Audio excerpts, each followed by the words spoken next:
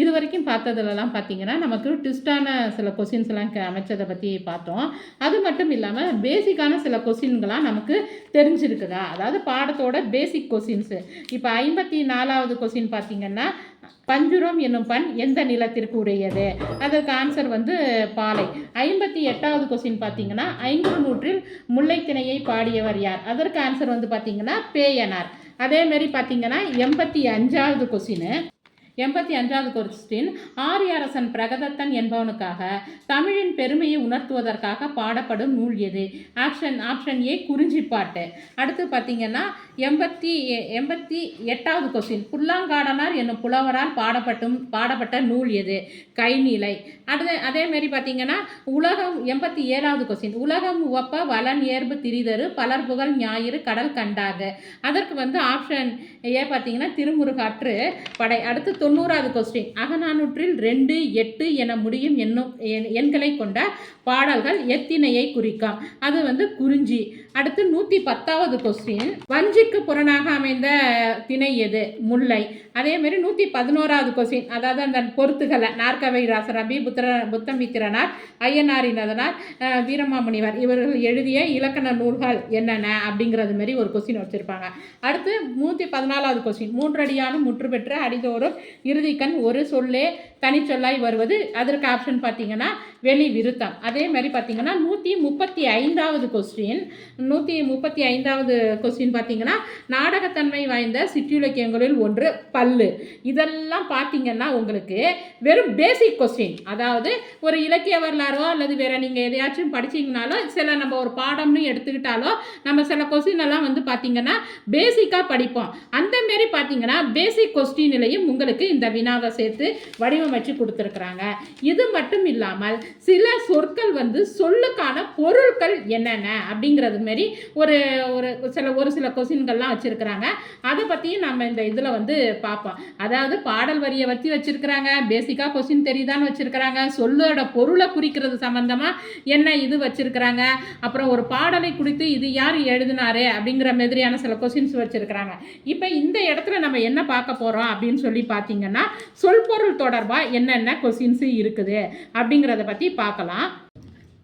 அதாவது சில கொஸ்டினில் பார்த்தீங்கன்னா உங்களுக்கு சொல்லுக்கான பொருள் அதோட தொடர்புடைய சில கொஸ்டின்கள் அமைச்சிருக்கிறாங்க. அந்தமாரி கிட்டத்தட்ட உங்களுக்கு ஒரு 6 கொஸ்டின் கிட்ட இடம் பெற்றிருக்குது. பெருநல், அதாவது 57வது கொஸ்டின் பாருங்கள், பெருநல் வானத்து பருந்துலாய் நடப்ப தூறு இவர் துருகள் போல. இதில் துருகள் அப்படிங்கிறதுக்கு என்ற சொல்லின் பொருள் என்ன அப்படின்னு சொல்லிட்டு அதற்கு வந்து நெருங்கிய பாறைகள் அப்படின்னு கொடுத்துருக்காங்க.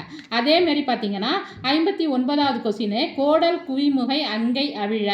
அப்போ அதில் கோடல் என்பதன் பொருள் என்ன? வெண்காந்தல். அதாவது சொல்லுக்கான பொருள் என்ன அப்படிங்கிறதுல பார்த்தீங்கன்னா வெண்காந்தல். அந்த சொல்லினுடைய பொருள் என்ன குறிக்குது அப்படிங்கிற மாதிரியான கொஸ்டின்ஸையும் சில இடங்களில் வச்சிருக்கிறாங்க.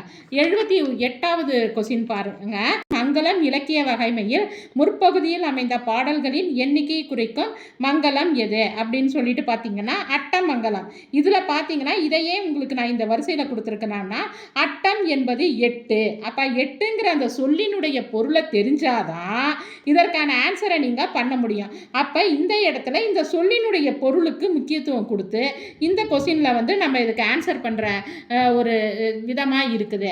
அப்போ 82வது கொஸ்டின் பாருங்கள், தோப்பி என்பதன் பொருள் அப்படின்னு கொடுத்து ஆப்ஷன் ஏ நெல் அப்படிங்கிறத ஆன்சராக கொடுத்துருக்குறாங்க. அப்போ இது வந்து ஒரு டெக்னிக்கல் டேர்ம் மாதிரி. அப்போ அந்த துறை சார்ந்த, அதாவது உணவுப் பொருள் சார்ந்த இந்த சொல்லினுடைய பொருள் என்ன அப்படிங்கிறது உங்களுக்கு தெரிஞ்சிருக்கிறா அப்படிங்கிற மாதிரியாக இந்த கொஸ்டினை வந்து அவங்க வந்து உங்களுக்கு அமைச்சிருக்கிறாங்க. அதேமாரி 86வது கொஸ்டின் பாருங்க, ஏழக தகர். அப்போ தோப்பிங்கிறது வந்து இந்த கொஸ்டின்களை அப்படியே வரிசையாக கொஞ்சம் மைனூட்டாக கவனிங்க. அட்டமங்கலம் பகுதியில் வந்து எண்ணு பெயரை பற்றி தெரிஞ்சிருக்கான்னு பார்த்தாங்க. தோப்பி என்பதன் பொருளில் வந்து நெல் அப்படிங்கிறது அந்த உணவு பெயர் தொடர்பான செய்தி, அந்த சொல் பொருள் உங்களுக்கு தெரிஞ்சிருக்கான்னு இது பண்ணியிருக்கிறாங்க.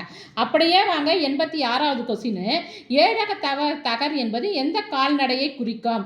ஆட்டுக்கிடாய். அப்போ கால்நடையை சேர்ந்த ஒரு சொல்லினுடைய பொருள் உங்களுக்கு தெரிஞ்சிருக்குதா அப்படிங்கிறது மாரி டெஸ்ட் பண்ணி வச்சிருக்கிறாங்க. அடுத்து 126வது கொஸ்டின் பாருங்க, மணிநீர் இளஞ்சி என்பது பளிங்கு போலும் நீரை உடைய பொய்கை.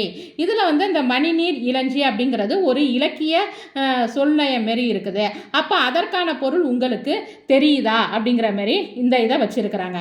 அப்போ சொல் பொருள் பார்க்கும்போது பாருங்கள், அதாவது எண்ணு பெயருடைய தொடர்புடைய ஒரு செய்தி, அப்புறம் உணவுப் பொருளோட செய்தி, அப்புறம் என்ன சொல்லியிருக்கிறாங்க, கால்நடையோட தொடர்புடைய ஒரு செய்தி, மணிநீர் இளஞ்சி அப்படின்னு சொல்லிட்டு ஒரு இலக்கிய வரி நயமிக்க ஒரு சொல்லினுடைய பொருள் உங்களுக்கு தெரியுதா அப்படின்னு சொல்லி பார்த்துருக்குறாங்க.